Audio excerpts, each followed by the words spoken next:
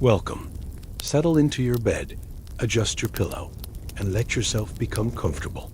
Tonight, you will journey back more than 2 centuries to an age when Europe trembled beneath the march of the largest armies the continent had ever seen. You will walk alongside ordinary men, farmers, tradesmen, clerks, who found themselves swept into the machinery of war, transformed into soldiers of Napoleon's Grande Armée. This is not a story of glory, though glory was promised. This is not a tale of triumph, though triumphs were many. This is the quiet, unglamorous reality of existence within history's most formidable military force. The cold mornings, the aching feet, the gnawing hunger, the exhaustion that settled into bones and never quite left. You need not focus too intently on every detail. Let the rhythms of these lives wash over you, the repetitive cycles of marching and sleeping, foraging and fighting, hoping and enduring. As you listen, imagine yourself drifting back through time, back through the decades and centuries, until you stand on a dirt road somewhere in Europe, wearing a threadbare uniform, carrying a musket that weighs heavily on your shoulder. The present fades. Your comfortable bed, your warm room, your peaceful night, all these belong to a different world. Let yourself sink deeper into this history, knowing you can emerge whenever you choose, knowing you are safe and still. The years are 1805 to 1815. The French Revolution has given way to empire. And you, like millions of others, have been called to serve. The notice arrives on a cold morning in late autumn. The mayor of your village reads from an official document, his voice carrying across the square where you and dozens of other young men have been assembled. The words are formal, bureaucratic, wrapped in the language of duty and honor and the glory of France. But their meaning is simple. You have been conscripted. This is the levy en masse, mass conscription decreed by the state, a policy born in the desperate days of the Revolution, when France stood encircled by enemies. In 1793, the National Convention proclaimed that all unmarried able-bodied men between 18 and 25 were in permanent requisition for military service. You are one among millions. There is no escaping this obligation. The wealthy cannot purchase replacements, not any more that privilege died with the Ancien regime. Your father, if he is older than 50, is exempt. Your younger brother must wait his turn. But you, at 22, fit and unmarried, belong now to the army. Within days, you must report to the depot. You will be issued a uniform, a musket, and assigned to a regiment. Your life, for however long it lasts, is no longer entirely your own. The uniform you receive is made of coarse wool, dyed blue, already showing signs of wear from its previous owner. The coat is too large in the shoulders and too short in the sleeves. The trousers are patched at the knees. You are given a greatcoat, heavy and thick, which will serve as your blanket, your shelter, your only defense against rain and cold for years to come. The shoes are leather, but the leather is thin and poorly stitched. They will last, if you are fortunate, perhaps 3 months of marching. After that, you will make do with whatever you can find or fashion. The musket is a Charleville model, weighing nearly 10 pounds, firing a lead ball with reasonable accuracy at perhaps 70 yards. You are taught to load it pour powder, insert ball, ram it home, prime the pan, cock, aim, fire 15 times. Then you do it again and again. Speed is essential. In battle, the side that fires faster often prevails. You practice until your fingers move automatically, until you can load and fire 3 times per minute, even when exhausted, even when frightened, even when the man beside you has fallen. The discipline is rigid. The officers, many of them promoted from the ranks through merit rather than birth, are products of revolutionary idealism tempered by imperial pragmatry. They believe in order, in obedience, in the system that elevated them. Infractions are punished swiftly. Minor offenses earn extra duties, reduced rations, or public humiliation. Desertion, or even the attempt, is met with flogging or execution.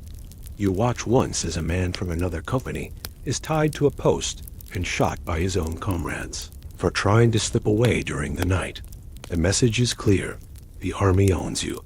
Your choices are to serve or to die. The marching begins almost immediately. 20 miles per day is standard, sometimes 25, occasionally 30 when speed is crucial.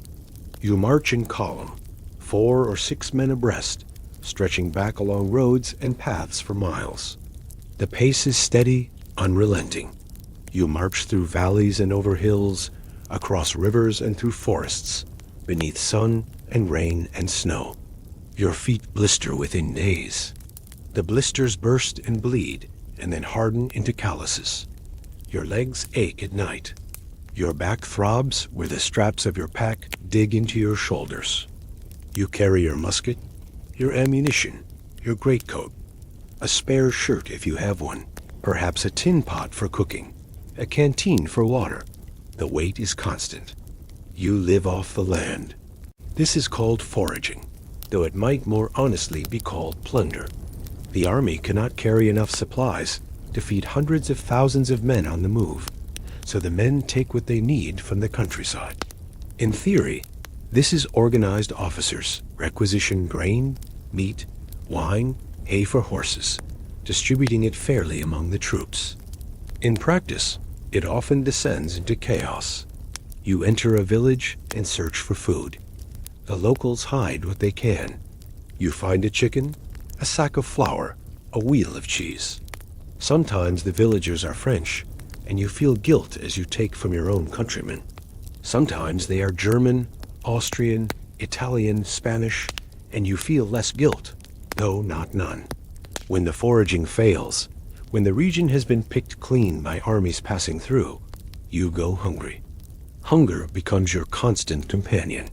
Not the sharp, temporary hunger of missing a meal, but the deep, gnawing emptiness that weakens your limbs and clouds your thoughts.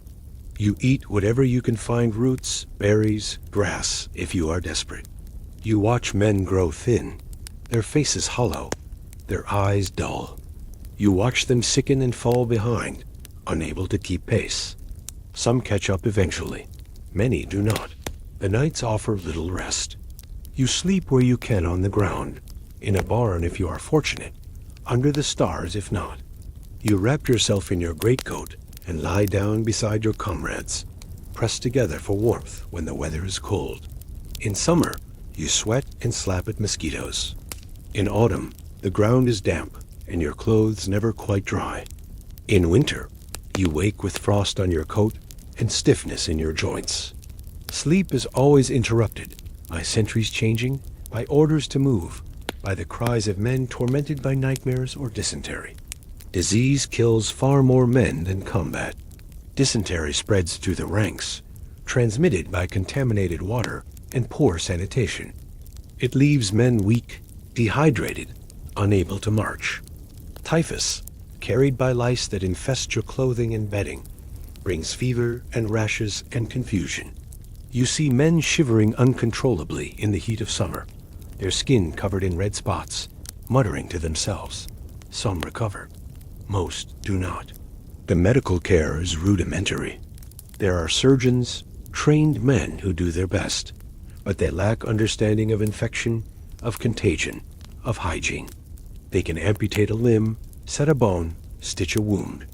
They cannot cure typhus or dysentery, or the 100 other ailments that ravage armies on campaign.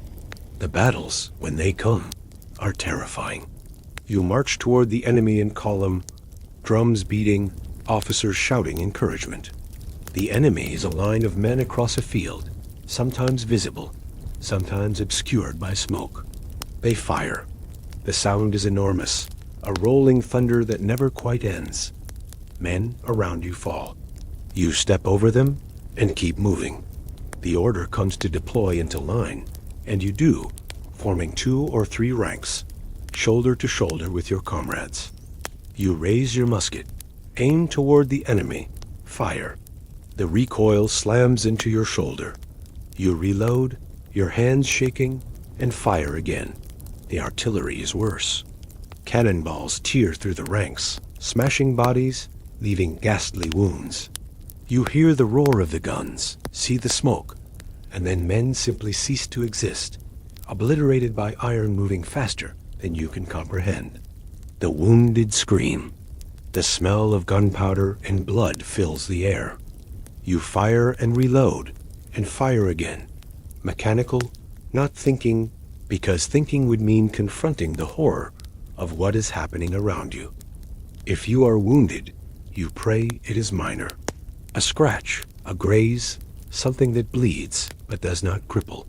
If the wound is serious, a shattered limb, a deep cut, a ball lodged in flesh, you are carried or helped to the rear, to the field hospital. The surgeons work under tents or in commandeered buildings, their tables covered with blood, their instruments crude by any measure. The most common treatment for a severe limb wound is amputation. Dominique Larry, Napoleon's chief surgeon, is a tireless operator, performing amputations within minutes of injury when possible. He believes correctly that early amputation offers the best chance of survival. At the Battle of Borodino, he reportedly performed 200 amputations in 24 hours, an average of just over 7 minutes per surgery. There is no anesthesia, no understanding yet of its possibilities. You are held down by strong men while the surgeon saws through bone. The pain is beyond description.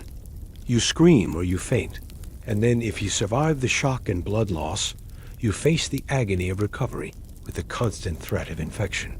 You watch friends die, men you marched beside, shared food with, talked to during long evenings. They fall in battle or succumb to disease, and they are gone. Their bodies are buried in mass graves if there is time, left where they fell if there is not. You mourn, but you cannot mourn too deeply, because you must keep moving, keep fighting, and tomorrow or next week, it might be you lying in the mud. The emperor promises glory. Napoleon speaks of honor, of destiny, of France's greatness spreading across Europe. He rides among the troops before battle, his presence inspiring, his confidence infectious. For a time, you believe. You are part of something larger than yourself, part of history being made. The victories at Austerlitz, at Jena, at Friedland, these are triumphs that echo across the continent, proof of French superiority, proof that you are the finest soldiers in the world. But the glory rings hollow when you are cold and hungry and exhausted. The promises of plunder and promotion seem distant when you are marching through rain with holes in your shoes, when your stomach is empty and your body aches, and you have not slept properly in weeks. You begin to understand that you are not fighting for ideals anymore, not truly. The revolution's promises of liberty, equality, fraternity have given way to empire, to conquest, to Napoleon's ambitions. You are a tool, a resource to be expended in campaigns whose purposes you barely comprehend. Spain is a nightmare. The Peninsular War drags on year after year, a grinding conflict against irregular forces who strike and vanish, against British troops who hold their ground and fire with disciplined precision. The Spanish people hate you. They ambush stragglers, torture prisoners, burn supplies. You learn to fear the countryside, to never wander alone, to sleep lightly. The victories are few and costly. The defeats are bitter. Germany is little better. You march and fight and march again, through territories that shift allegiance depending on which army currently occupies them. The local populations are weary of war, resentful of requisitions, increasingly bold in their resistance. And then there is Russia. But that is a story unto itself, one we will explore more deeply soon. For now, know only that Russia represents the apex of suffering, the ultimate test of endurance, a catastrophe from which the Grande Armée never truly recovered. You are aware, on some level, that your chances of survival are poor. Battles claim tens of thousands of casualties in single days. Borodino alone, fought in September 1812, resulted in at least 70,000 dead and wounded in a span of hours, the bloodiest single day of the Napoleonic Wars. Disease and exhaustion kill even more. Of the millions conscripted over the years of Napoleon's campaigns, a vast number never return home. Yet you endure. You march because you must. You fight because the alternative is execution or capture. You hope, despite everything, that you will be among the fortunate, that you will survive long enough to see France again, to return to your village, to reclaim some semblance of the life you once knew. The days blend together. Another march, another camp, another battle. The landscape changes, mountains give way to plains, forests to fields, summer to winter, but the rhythm remains the same. Wake at dawn, assemble, march, forage, sleep, repeat. The exhaustion settles into you, becomes part of you, a weight you carry as surely as your musket and pack. You are a conscript in Napoleon's Grande Armée. You are one of millions, indistinguishable in your suffering, your courage, your gradual erosion. You are a number in reports sent to Paris, a line in casualty lists, a name that will be forgotten. You march across Europe not for glory, but because you have no choice. You fight not for ideals, but for survival. You endure not because you are heroic, but because the human capacity to endure is vast and deep and often goes unrecognized until tested beyond measure. And so you continue. One step, then another. One day, then another. The road stretches ahead endlessly, and you walk it because there is nothing else to do. The year 1812 begins with rumors. Diplomatic relations between France and Russia have deteriorated steadily over trade restrictions, territorial disputes, and conflicting ambitions. You hear whispers in camp that the emperor is assembling an army unlike any before, that all of Europe will march east, that Russia will be humbled as Austria and Prussia were humbled. By spring, the rumors solidify into orders. Your regiment is one of hundreds being pulled from garrisons across the empire, concentrating along the western borders of the Duchy of Warsaw. You march with your comrades through Poland, joining an ever-growing mass of troops. The scale becomes apparent gradually, first thousands, then tens of thousands, then hundreds of thousands of men stretching across the countryside. The Grande Armée assembled for the invasion of Russia is the largest field army ever commanded in European history to that point. The total strength reaches approximately 685,000 men on the eve of invasion. This is not merely a French army. Roughly half the soldiers are foreigners: Poles, Germans, Italians, Dutch, Swiss, Austrians, Prussians drawn from the satellite states, and reluctant allies of Napoleon's empire. You stand among Frenchmen, but around you are men speaking a dozen languages, wearing variations of uniform, united only by their obligation to march under French command. On June 24, 1812, the invasion begins. The army crosses the Niemen River, the natural boundary between Poland and Russia, over pontoon bridges constructed by engineers working through the night. The crossing takes days to complete. Such immense numbers cannot simply pour across a river. You wait your turn, watching regiment after regiment disappear into Russian territory, and then you cross, stepping onto foreign soil with a sense of foreboding you cannot quite name. The Russian strategy becomes clear within weeks. They will not stand and fight. The two main Russian armies, commanded by Barclay de Tolly and Pyotr Bagration, total perhaps 180,000 to 220,000 men, combined outnumbered more than 3 to 1. Instead of offering battle, they retreat deeper into their vast country, drawing the Grande Armée farther from its supply bases with every mile. The scorched earth policy devastates your ability to forage. The Russian peasantry burns barns filled with fodder, drives cattle into forests, buries grain and anything else of potential value. Villages you enter are empty, stripped bare, often set aflame before you arrive. The land, which was supposed to feed the army as it had fed French armies in Germany and Austria, offers almost nothing. The deprivation begins immediately. You march through territories that are flat, monotonous, thick with dust in dry weather, and transformed into sucking mud when it rains. The heat of the Russian summer is oppressive. Water becomes scarce. Horses begin to die, weakened by lack of fodder and the relentless pace Napoleon demands. The columns stretch out across miles of road, and gaps open as slower units fall behind. Discipline begins to fray at the edges. Disease spreads rapidly. Typhus, carried by lice thriving in the unwashed masses of men packed into camps each night, claims thousands before a single major battle is fought. Dysentery runs through the ranks, spread by contaminated water sources. Men weaken, collapse by the roadside, are left behind with vague promises that supply wagons will collect them.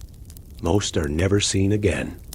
The French pursue the retreating Russians for months, covering enormous distances in forced marshes that exhaust even veteran troops. Napoleon seeks the decisive battle that will shatter Russian resistance and force Tsar Alexander to negotiate. The Russians refuse to give it to him, retreating methodically, preserving their army, leading the Grande Armée through attrition rather than combat. Finally, in early September, the Russians make a stand. The Battle of Borodino is fought on September 7, 1812, about 70 miles west of Moscow. The Russian commander, Mikhail Kutuzov, chooses a defensive position anchored on a series of earthwork fortifications called flatches and a masonry redoubt. The Russian army numbers perhaps 120,000 men. Napoleon commands roughly 130,000. The battle opens at dawn with an artillery bombardment of staggering intensity. Napoleon masses his cannon into grand batteries, concentrating fire on Russian positions. The Russians reply in kind. The noise is deafening, continuous, a roar that never entirely stops for 14 hours. You advance with your regiment toward the Russian lines, across open ground swept by cannonballs and musket fire. The fighting centers on the Flatches triangular earthworks, defended by Russian infantry and artillery. The French attack them repeatedly, taking them, losing them, retaking them in savage close-quarters combat. Bodies pile in and around the fortifications. The smoke from thousands of muskets and hundreds of cannon creates a fog that obscures vision, turning the battlefield into a nightmare landscape of half-seen figures, screams, and the constant thunder of guns. You fire and reload mechanically, as you are trained, not thinking, simply acting. Men fall around you. You step over them. An officer shouts an order, and you move forward, or you hold position, or you fall back.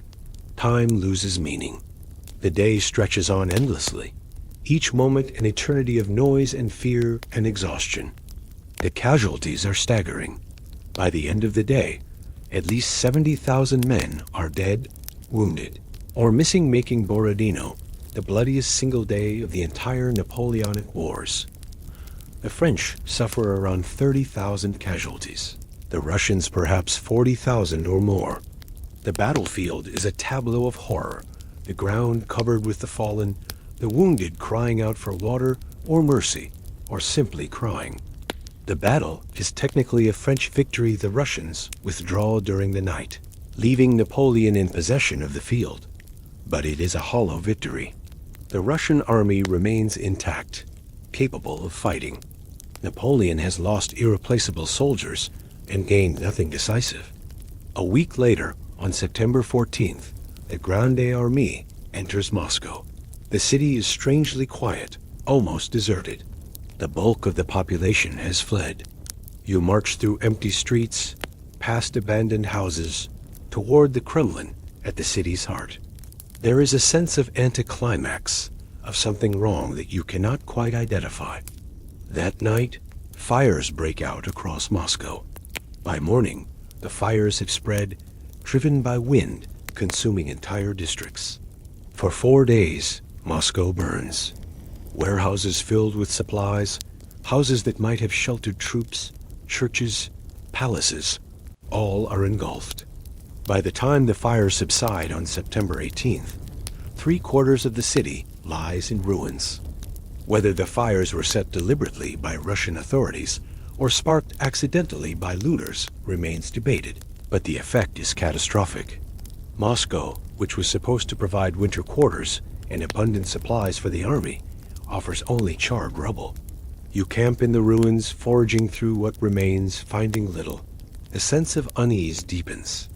The campaign was supposed to end here, with Russian surrender and a triumphant return to France. Instead, you are occupying a burned city while the Russian army regroups in the countryside. Napoleon waits.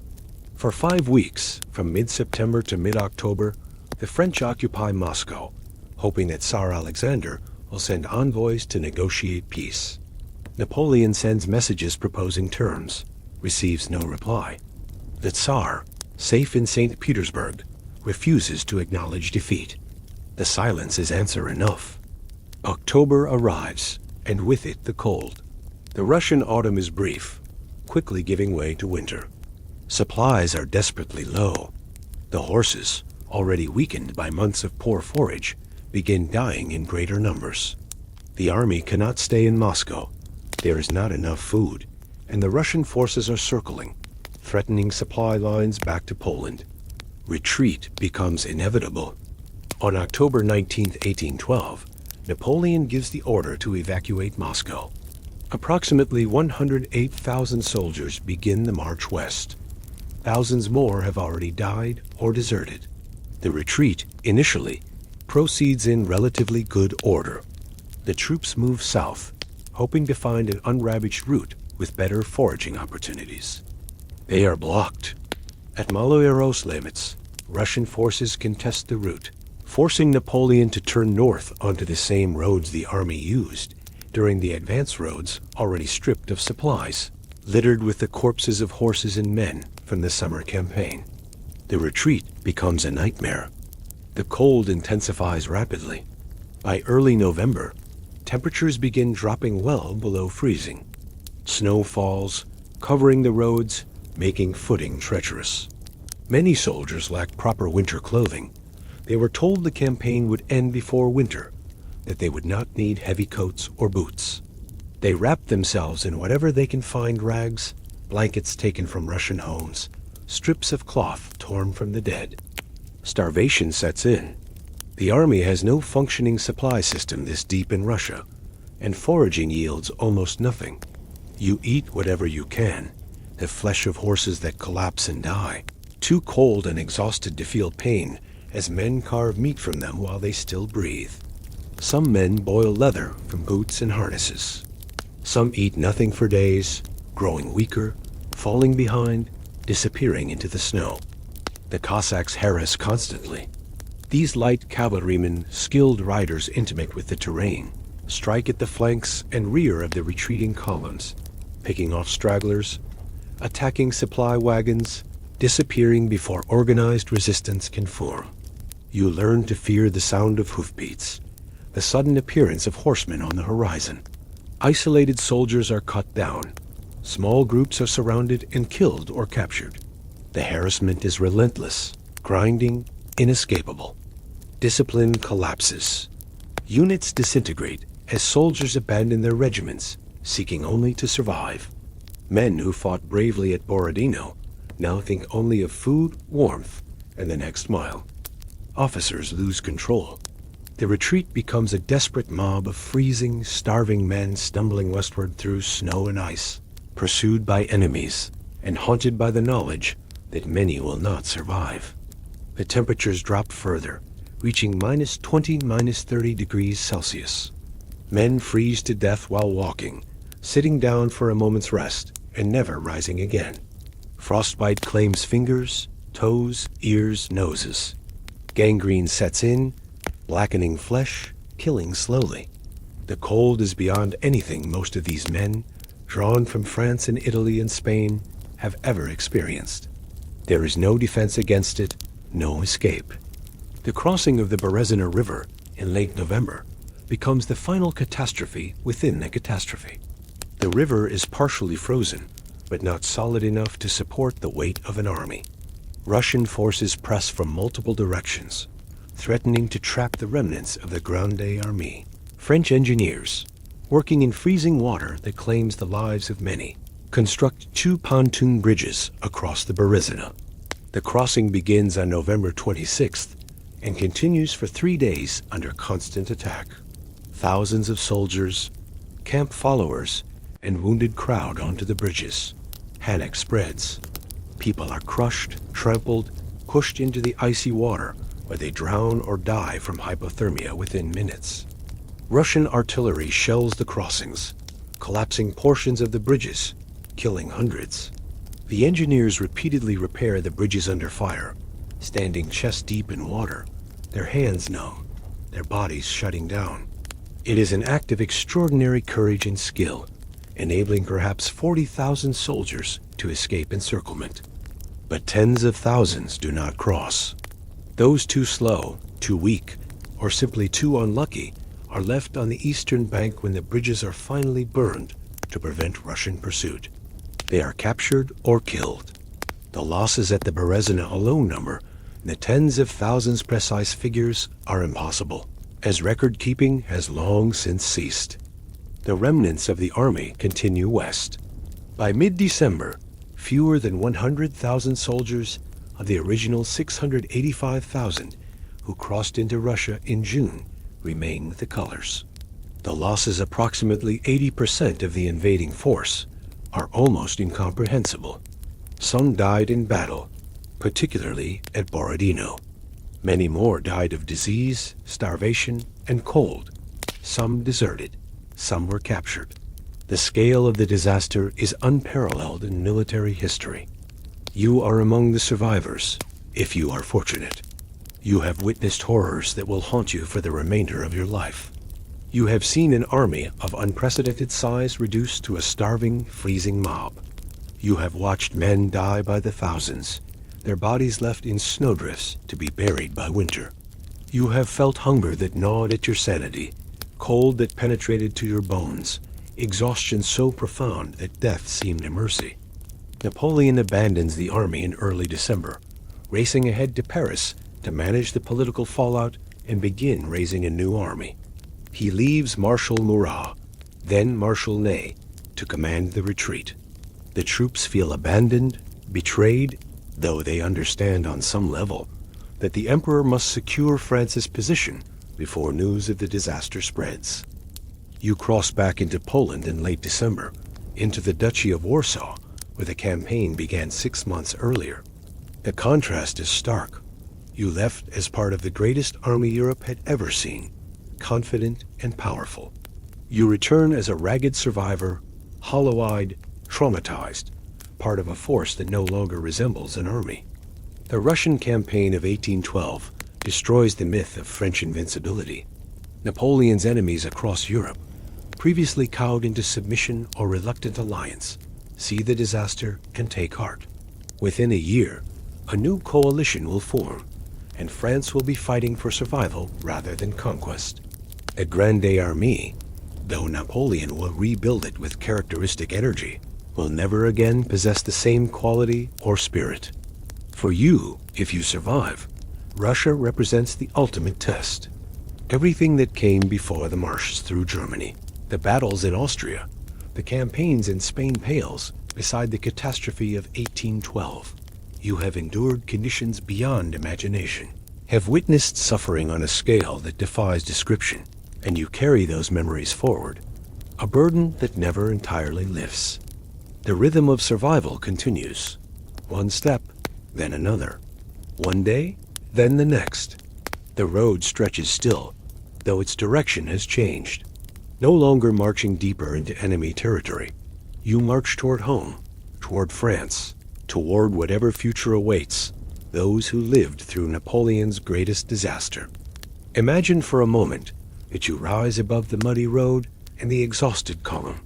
You drift upward in your mind's eye until the individual soldier, the conscript with sore feet and an empty stomach, becomes part of a much larger pattern.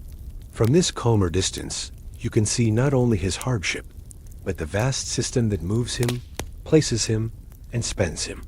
That system is Napoleonic warfare, its tactics, its organization, and its fragile logistics.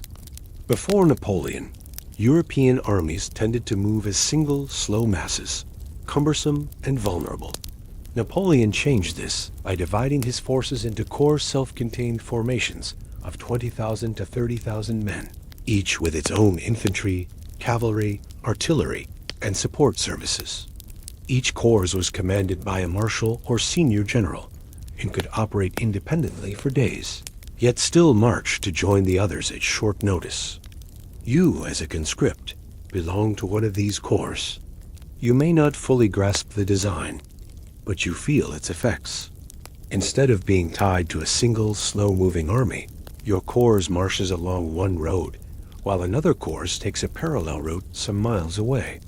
The roads are less crowded, the foraging slightly better, and the army as a whole covers more ground.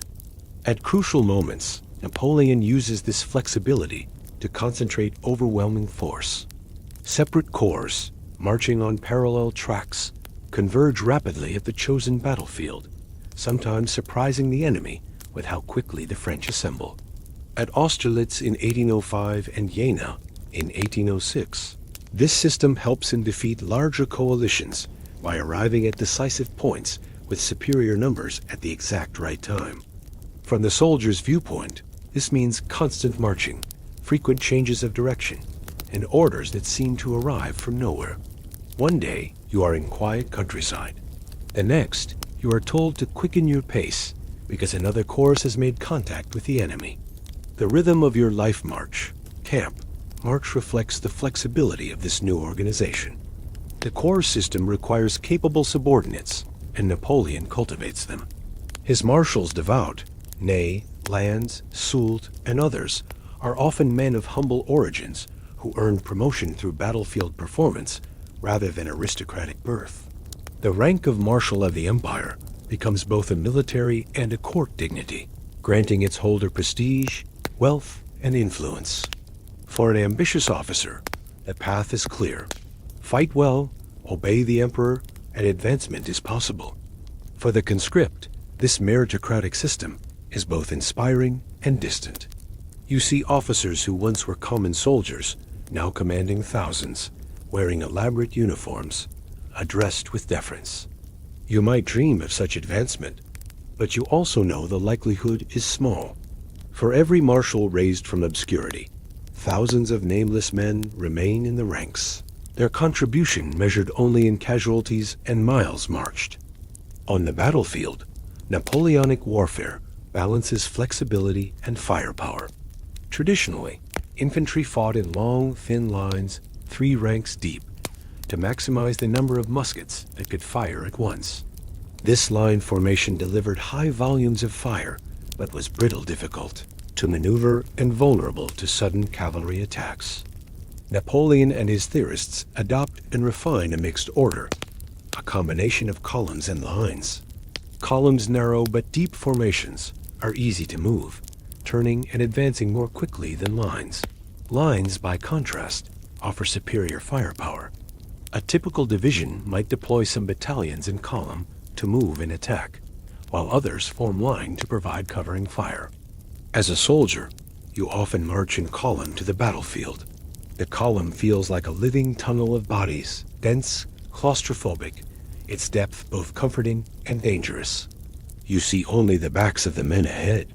You hear drums, shouted orders, and increasingly, the distant growl of artillery. When the moment comes, you may be ordered to deploy into line, spreading your battalion into a thin, fragile ribbon across the field. In column, you feel protected by the mass of men around you, though in reality, a single cannonball can tear through many ranks.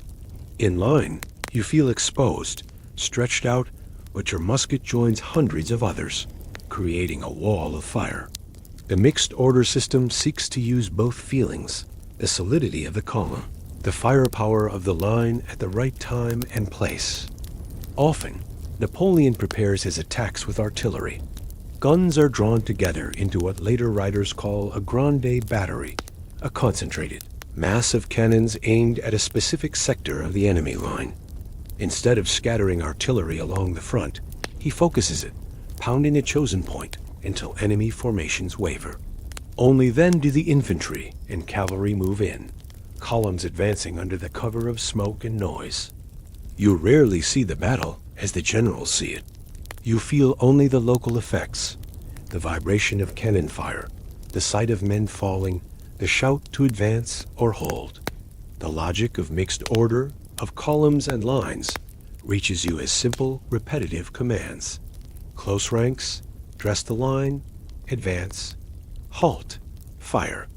In the heat of combat, doctrine becomes muscle memory. Speed is one of Napoleon's greatest advantages. He prefers short, intense campaigns in which his army moves rapidly, strikes decisively, and ends the war before the enemy can fully mobilize. To move so quickly, he reduces dependence on slow, cumbersome supply trains. Instead, the army is expected to live off the land requisitioning or foraging for food in the regions it passes through. When this system works, it feels efficient. In rich regions like parts of Germany and northern Italy, villages can provide grain, meat, wine, and fodder. The soldiers eat relatively well, at least for a time, and the army moves with impressive speed. You march through fields heavy with crops, through towns with full storehouses. Officers issue receipts for requisitioned goods, promising compensation from the French government compensation that often never arrives. But this logistical model has built-in vulnerabilities. It assumes that the countryside is productive, that local populations will not or cannot resist, and that the campaign remains relatively short. In protracted wars or in poorer, more hostile regions, the system begins to break down. Spain is an early warning. The Peninsular War drags on for years in a land where guerrilla fighters disrupt supply lines and locals resent French requisitions. Villages hide food, ambush foraging parties, and feed the British when possible. The French still live off the land, but at increasing cost in manpower and goodwill. Russia exposes the full fragility of this approach. The Russian agricultural base along the invasion route is relatively poor and scattered, unable to sustain hundreds of thousands of men. The road network is thin and often in poor condition, forcing the Grande Armée to move along a limited number of routes. The first units to pass through a region take what little food exists. Those behind find almost nothing. The Russian scorched earth policy burning crops, evacuating livestock, destroying stores, turns scarcity into famine. You experience this failure as hunger.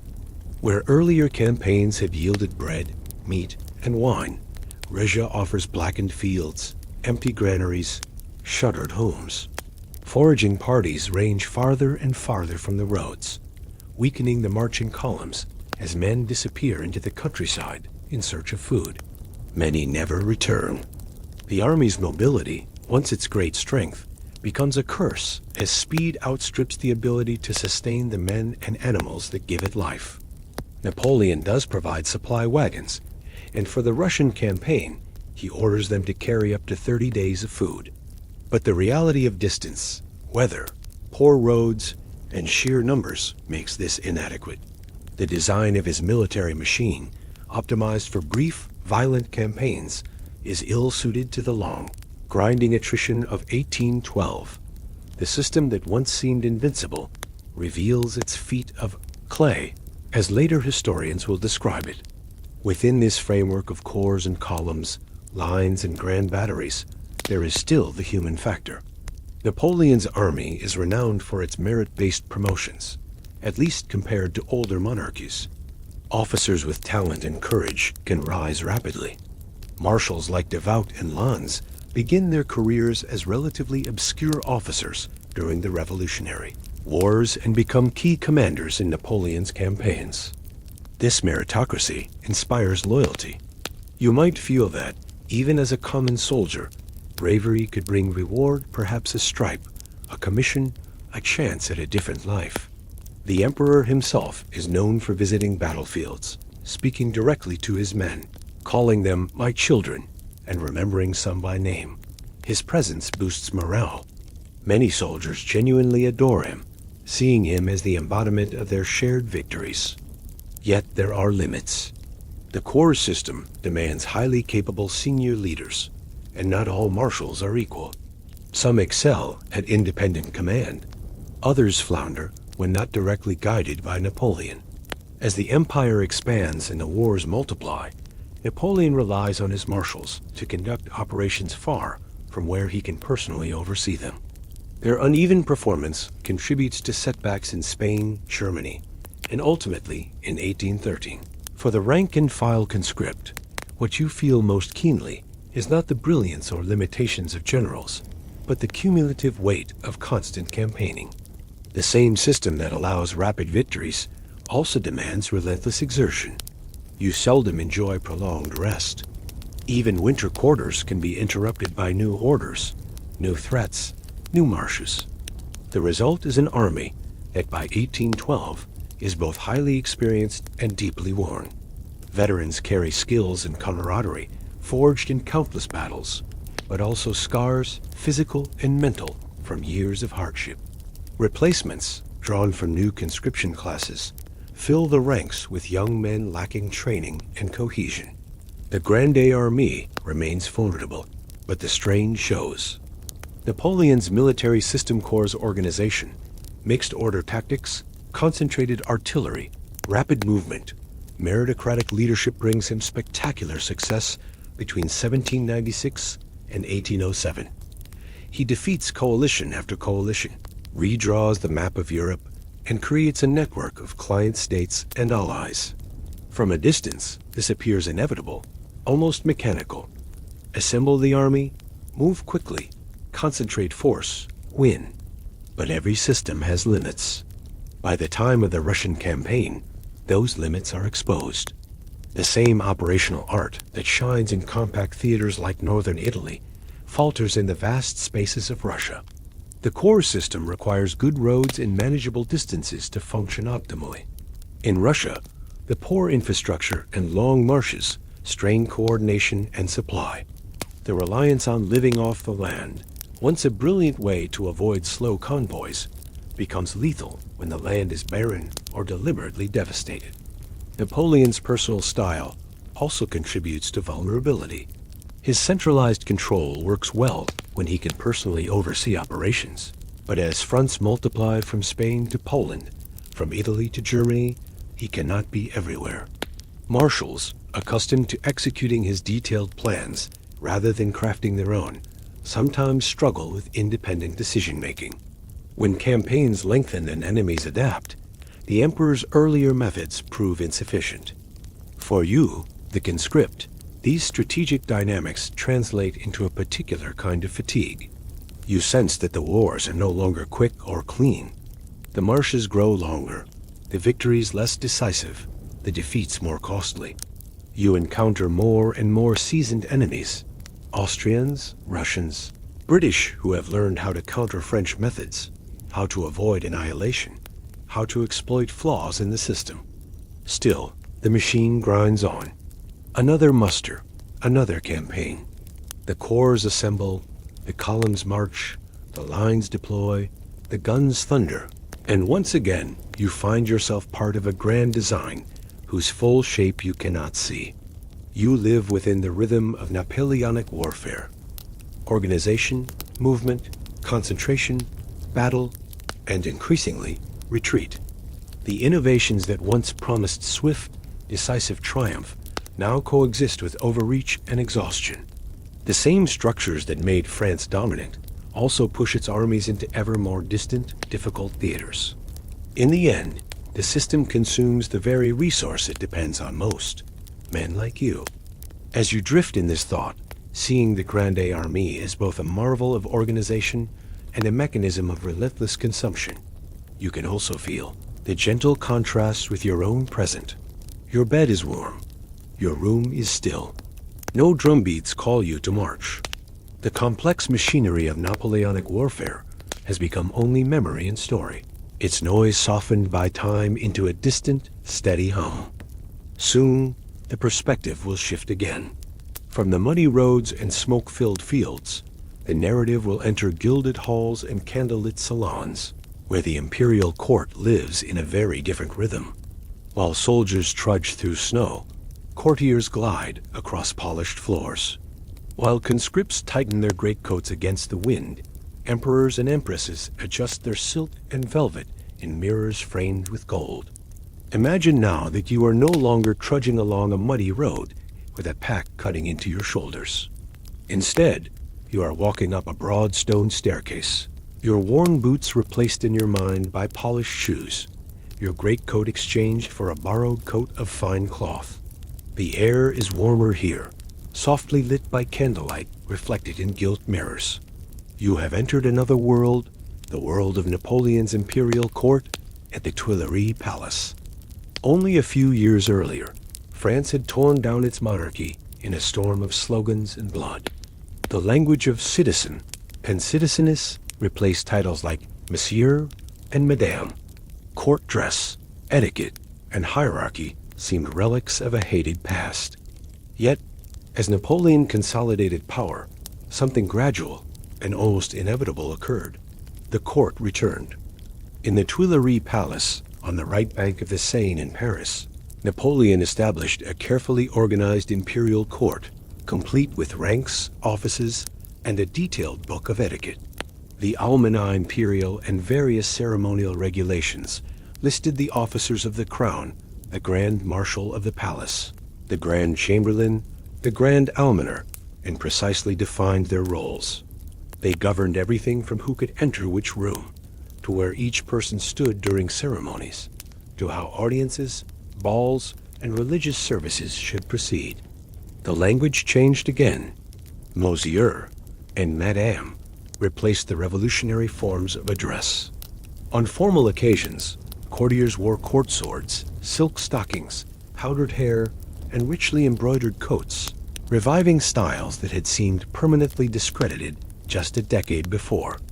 Napoleon, the son of a provincial Corsican lawyer, now presided over a court that mirrored the old monarchy's ritual in many details, even as it served a new regime and a new ruler.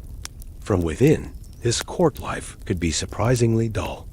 Receptions required long hours of standing, motionless, listening to set phrases and ceremonial words. At the court theater, applause and boos were forbidden. Yawns had to be stifled.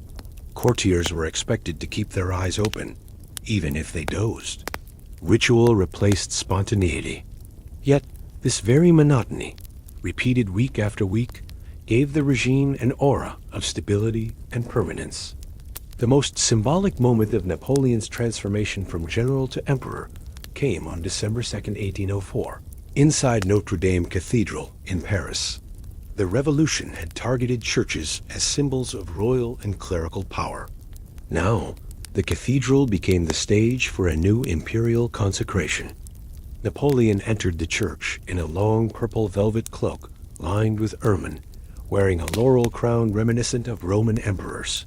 Josephine, at his side, wore an elaborate gown designed specifically for the occasion, adorned with embroidery and jewels that caught the candlelight.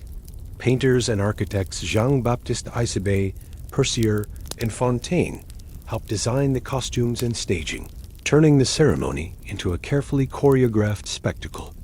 In the most famous moment, Napoleon took the crown in his own hands and placed it upon his head, then crowned Josephine as empress. The gesture, immortalized in Jacques-Louis David's monumental painting, The Coronation of Napoleon, symbolized his claim that his authority came not from tradition alone, nor from the church, but from his own achievements and the will of the nation.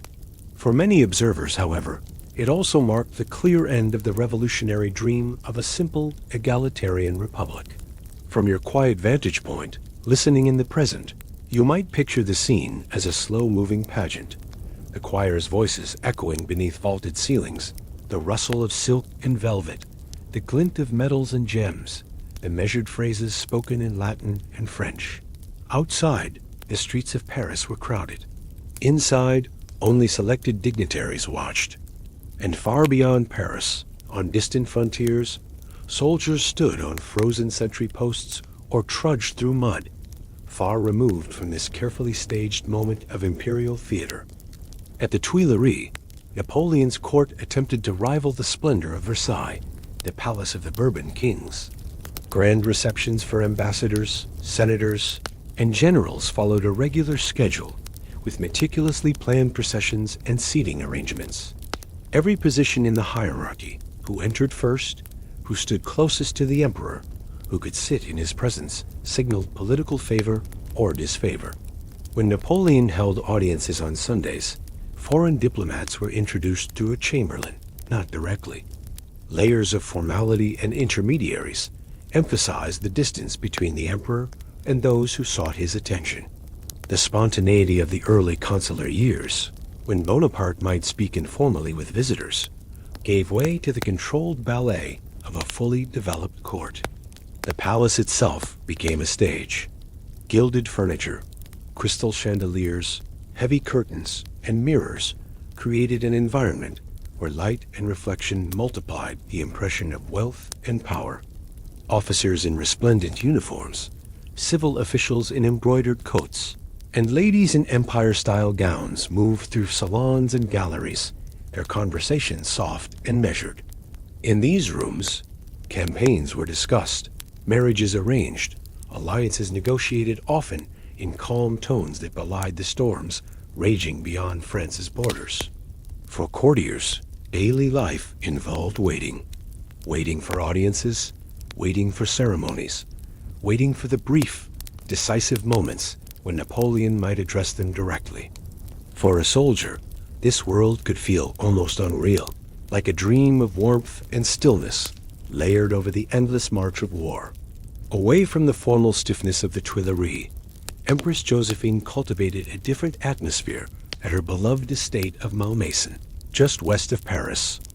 Purchased in 1799 while Napoleon was in Egypt, Malmaison became her personal project, a place where she could shape house and gardens according to her taste.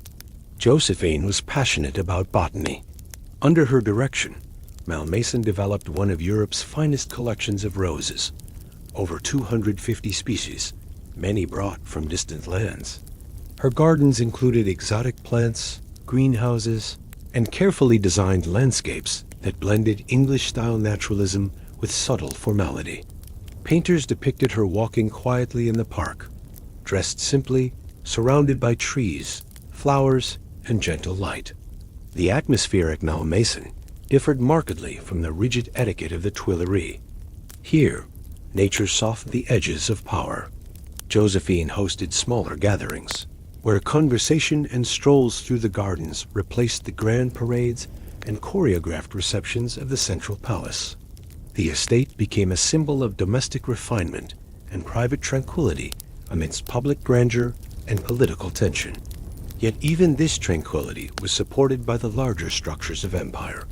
Funds from Malmaison and its collections came from the wealth of a state at war, and some of the art that adorned its walls had been seized during campaigns in Italy and elsewhere.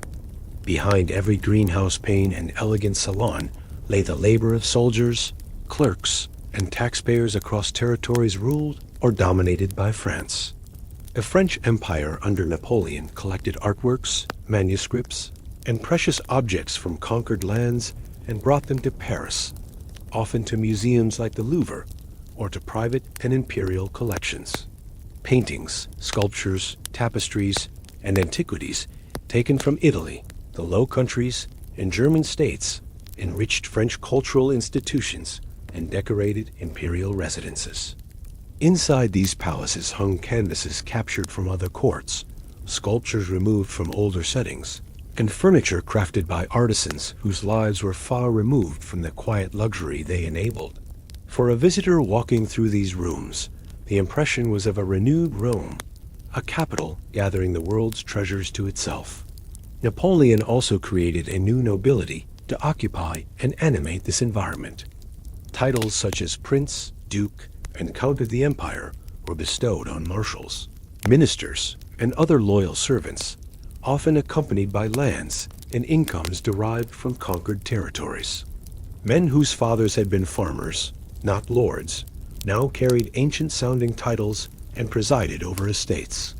The paradox is quiet but striking.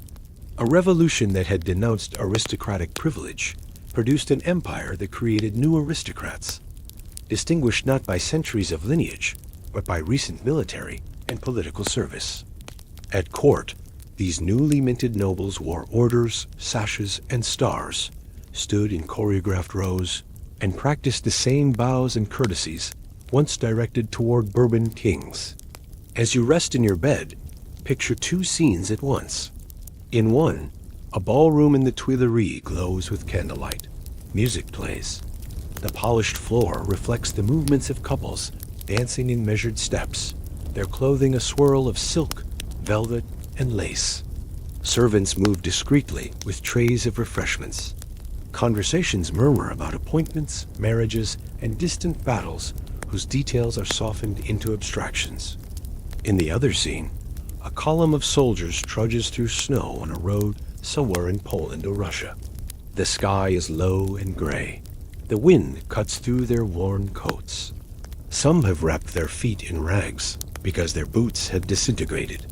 There is no music here, only the crunch of snow, the occasional cough, the creak of leather and wood. These scenes are not imaginary juxtapositions. They are two sides of the same historical moment. While receptions at the Tuileries proceeded with carefully observed rules, who stood where, who spoke when regiments of the Grande Armée stood sentry in freezing winds, or tried to sleep on cold ground beneath thin greatcoats. The emperor who slept in requisitioned palaces, moving from one ornate residence to another, commanded armies whose common soldiers sometimes lacked bread for days. The court's opulence served a purpose. It projected legitimacy, suggesting that Napoleon's rule was as stable and majestic as that of the old Bourbon kings, perhaps more so. Diplomats who attended receptions saw not only a general in uniform, but a monarch surrounded by a structured hierarchy, symbolically rooted in ceremony and tradition. The empire's palaces and rituals were meant to reassure allies, intimidate enemies, and persuade the French public that the regime was permanent. But to the conscript, if he ever glimpsed this world at all, it might have felt distant and unreal. The promises of glory, made in proclamations and bulletins, seemed far away when he huddled by a campfire, sharing a crust of bread with comrades. The empire's theatrical displays of power, the coronations and court balls, rested quietly on his invisible labor and the risks he took with every march and battle. Now, as the story draws to a close, you can let these two worlds' muddy roads and gilded halls merge and soften in your mind. The Grande Armée, its soldiers conscripted through the levy en masse, marched across Europe in campaigns defined by innovative tactics and fragile logistics. It achieved brilliant victories and suffered catastrophic defeats, culminating in the frozen catastrophe of the Russian campaign. At the same time, in Paris and its environs, Napoleon and his court built a new monarchy. Detailed etiquette at the Tuileries, solemn coronations at Notre Dame, quiet walks in Josephine's gardens at Malmaison, rooms filled with art taken from across the continent. Revolutionary ideals of simplicity and equality gave way to renewed splendor, new titles, and familiar hierarchies. The contrast is gentle but clear. For the conscript, life meant long marches, hunger, disease, and the constant uncertainty of survival. For the elite, life at court meant ceremony, careful conversations, and the measured comfort of rooms where the temperature was stable and the floors were dry. Both belong to the same story, each incomplete without the other. As you lie here now, you inhabit neither of those worlds. Your room is quiet. Your bed is soft. There is no drum at dawn, no summons from a mayor, no notice bearing your name. The hardships of conscription, the endless marches, the fire of Moscow, the ice of the Berezina, the stiff etiquette of the Tuileries are distant, held safely in the past, reduced to soft images and slow words. You might imagine the sound of marching feet fading into nothing, the glow of the palace candles dimming, the pages of etiquette books closing. The uniforms are folded away. The roses at Malmaison lose their petals and bloom again in another season. The empire rises and falls, and what remains are stories, studied calmly, told softly, listened to at the edge of sleep. Allow your thoughts to drift. as armies once drifted across maps. Let the details blur and fade.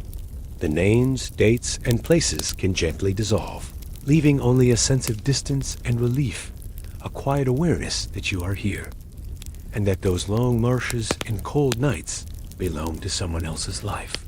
If your eyes are not yet closed, they may begin to feel heavier now. If your mind still lingers among columns of infantry or salons of the Tuileries, you can let those images slow, as though time itself is moving more gently. The story of Napoleon's Grande Armée, its conscripts, its catastrophes, and its courts has reached its quiet end for tonight. You are safe, in your own time. The past has done all it can do. Its battles are finished, its ceremonies over. All that remains now is rest.